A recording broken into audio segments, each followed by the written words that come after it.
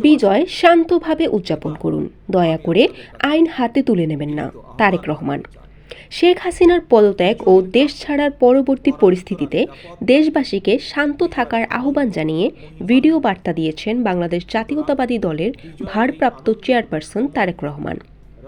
Video বার্তায় তারেক রহমান বলেন, বিজয়ের এই আনন্দ ঘন সময় শান্তভাবে উদযাপন করুন। অনুগ্রহপূর্বক কেউ প্রতিশোধ বা প্রতিহিংসা পরায়ণ হবেন না। কেউ নিজের হাতে দয়া করে আইন তুলে নেবেন না।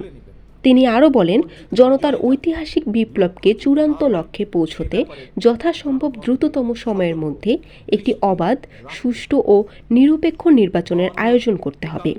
জনগণের দ্বারা নির্বাচিত প্রতিনিধিদের কাছে দ্রুততম সময়ের মধ্যে অবশ্যই ক্ষমতা হস্তান্তর করতে হবে।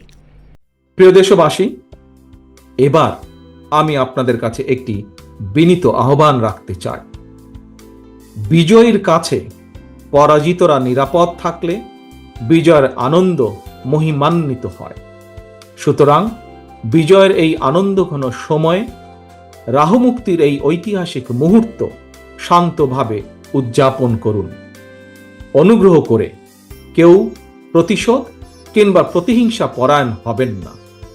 কেউ নিজের হাতে দয়া করে আইন তুলে নেবেন না।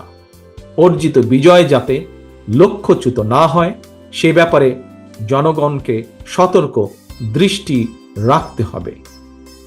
52, 71 কিংবা 90 মতন ছাত্র জনতা আবারও একটি বিজয়ের ইতিহাস রচনা করেছে। প্রিয় দেশবাসী, আবারও আপনাদের সকলকে বিরচিত অভিনন্দন।